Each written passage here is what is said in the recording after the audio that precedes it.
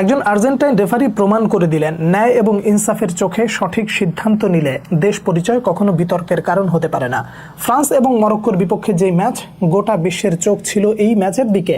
কে কেমন করে এর বাইরেও কেমন সিদ্ধান্ত আসতে পারে এটার দিকেই অনেকেই নজর ছিল। পুরো ম্যাচটায় একজন ব্যক্তি সব থেকে বেশি দুর্দান্ত পারফরমেন্স করেছেন এবং সেই ব্যক্তিটা হলেন আর্জেন্টাইন এই রেফারি, যার একটা সিদ্ধান্ত এদিক সেদিক করা বা আমি আমার ব্যক্তিগত জায়গা থেকে দেখিনি যে তিনি একটা ভুল ডিসিশন দিয়েছেন কিংবা কখনো পক্ষপাতমূলক সিদ্ধান্ত দিয়েছেন। এই একটা ব্যাপারের কারণেই গোটা বিশ্বকাপে যে পরিমাণ বিতর্ক তৈরি হচ্ছে, যদি এরকম ন্যায় এবং ইনসাফের সাথে রেফারিরা সিদ্ধান্ত দিতেন, এখানে কোনো দেশ, কে ব্রাজিল, কে আর্জেন্টিনা, কে পর্তুগাল, কে স্পেন, কে ফ্রান্স, এত কিছু দেখার সময় থাকতো না, শুধুমাত্র যদি ইনসাফের সাথে সিদ্ধান্তগুলো নেওয়া হতো। ফ্রান্সের এই ম্যাচটা নিয়ে যদি আসলে আপনি কথা বলতে চান, এখানে আপনার ভালো লাগা, খারাপ লাগা এবং দুটো মিলিয়ে আপনার ভেতরে একটা মিশ্র প্রতিক্রিয়া তৈরি হতে পারে।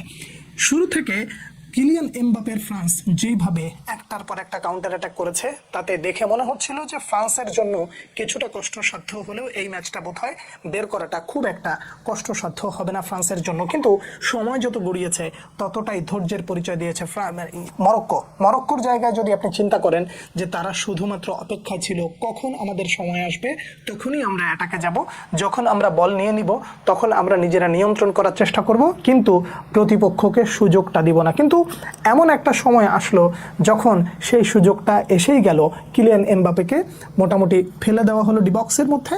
এরপরে বাজলো সেই পেনাল্টির বাঁচি, একেবারে পিন পয়েন্ট রেফারি চোখের পলকে এক প্রকার সিদ্ধান্ত দিয়ে দিলেন এবং সেই সিদ্ধান্তটা এতটাই নিখুঁত ছিল যে ভার যে তার সিদ্ধান্ত বদলে দেবে এমন চিন্তাও হয় নাই বা সেই ধরনের প্রচেষ্টাও করার প্রয়োজন হয় নাই।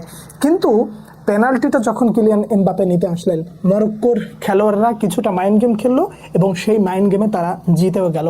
এমবাপে যখন পেনাল্টিটা নিতে আসলেন তখন তার বল পজিশন নিয়ে মরক্কোর খেলোয়াড়রা মোটামুটি প্রশ্ন ছুড়ে দিলেন এবং নিতে একটু দেরি করালেন এবং মাইন্ড গেমে তারা এক প্রকার জয়ী হয়ে গেল। কিলিয়ান এমবাপের উপরে আশরাফুল বল করলো এবং সেই আশরাফুল মোটামুটি পেনাল্টিটা মিস করে দিল। দিন শেষে ইয়াসিন বুনো প্রথম হাফে জয়ী হয়ে গেলেন, কোনো দল গোলের দেখা পেল না। সেকেন্ড হাফে একটা জায়গায় চিন্তার বেশি কারণ ছিল, সেটা কি জানেন? ফ্রান্স আসলে কিভাবে তাদের প্ল্যানিংটা চেঞ্জ করে এবং এই মরক্কোকে কিভাবে বিট করতে পারে। মরক্কো চেষ্টা করেছিল, কিন্তু সেই চেষ্টার কেন্দ্রবিন্দুতে একটা জায়গা বোধহয় খুব নিখুঁতভাবে ছিল, সেটা হলো যে আমরা গোল দিতে পারি আর না পারি, আমরা গোল খেতে চাই না। কিন্তু কিলিয়ান এমবাপে বলতে তো একটা নাম আছে, ওসমান ডেম্বেলে বলতে তো একটা নাম আছে, যে নামগুলোকে আসলে আপনি যদি পরখ করে দেখতে চান কিংবা যদি আপনি তাদের খেলাটা মাঠে দেখেন, তাহলে আপনি কাকে রেখে কাকে থামাবেন।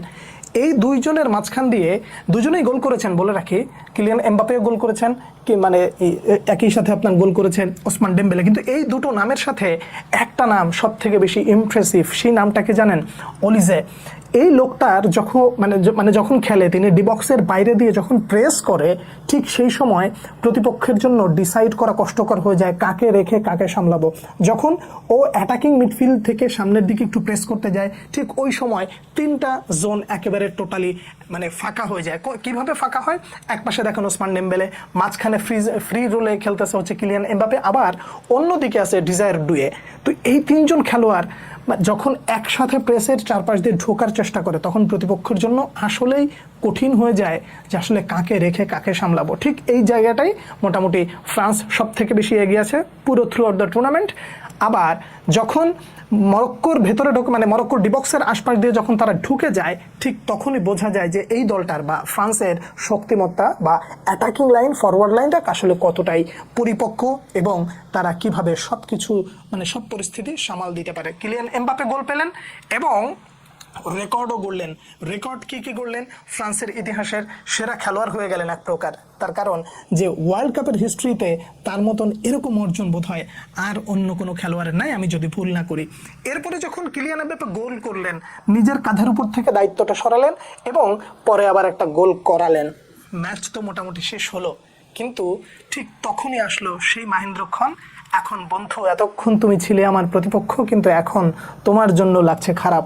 কেননা কিলিয়ান এমবাপ্পে ম্যাচের শুরুতে একটা কথা বলেছিলেন যে আশরাফ হাকিমি আমার অনেক বন্ধু, কাছের বন্ধু, কিন্তু মাঠে 90 মিনিট আসলে আমরা বন্ধু নই, আমরা প্রতিপক্ষ। আমরা জিততে এসেছি, সেও জিততে এসেছে, আমিও জিততে এসেছি, কিন্তু ম্যাচ শেষে আমি যদি জিতে যাই তাহলে তাকে দেখতে আমার কিছুটা খারাপ লাগবে। সেটাই হলো, কিলিয়ান এমবাপ্পে ম্যাচ শেষে ছুটে আসলেন, হাকিমিকে জড়িয়ে ধরলেন এবং বন্ধুদেরকে বললেন যে তোমরা আসলে জিতে গেছো, হয়তোবা টুর্নামেন্টের ফরম্যাট অনুযায়ী তোমরা বিদায় নিচ্ছ। কেন এই জিতে যাওয়ার গল্পটা একটু চিন্তা করে দেখেন। মরক্কোর মতন একটা দল গোটা বিশ্ব মিডিয়ায় খুব বেশি একটা আলোচনায় নেই, খুব বেশি একটা হাইপেও নেই, কিন্তু তাদের যেই ফুটবলটা, তাদের মানে ফুটবলের যে নিশটা, সেটা আসলে এক প্রকার একটা ধারাবাহিকের বার্তা দেয়। গত ওয়ার্ল্ড কাপের কথা বলেন, এই ওয়ার্ল্ড কাপের কথা বলেন, জাস্ট ফ্রান্সের নামটা ব্যতীত অন্য যে কোনো একটা দল যদি আসতো তাহলে তারা বোধহয় আরও বেশি ফাইট করতে পারতো এবং আরও কিছু দেখাতে পারতো। এই যে যে ধারাবাহিক পারফরমেন্স, এইটার দ্বারাই বোঝা যায় যে মরক্কোর ফুটবল মানে অবকাঠামোটা কতটা সুন্দর এবং তারা আসলে বিশ্ব ফুটবলে কতটা ডমিনেট করতে পারে। আশরাফ হাকিমি টুর্নামেন্টের শুরুতেই বলেছিল যে আমরা মরক্কো হচ্ছে আফ্রিকান ব্রাজিল, কথাটা আসলে মোটেও তিনি ভুল বলেন না এবং সেটা তারা প্রমাণ করে গেছে।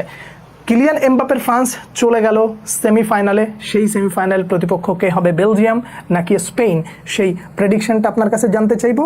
এছাড়া মরক্কো এবং ফ্রান্সের এই ম্যাচটা যদি আপনি দেখে থাকেন, কোন কোন জায়গাগুলো ভালো লেগেছে, এছাড়া রেফারির এই দুর্দান্ত পারফরমেন্স নিয়ে আপনার যদি কোনো মতামত থাকে নিশ্চয়ই জানাবেন। পরবর্তী ভিডিওতে দেখা হচ্ছে আবারও, সে পর্যন্ত অনেক অনেক ভালো থাকবেন। আল্লাহ হাফেজ।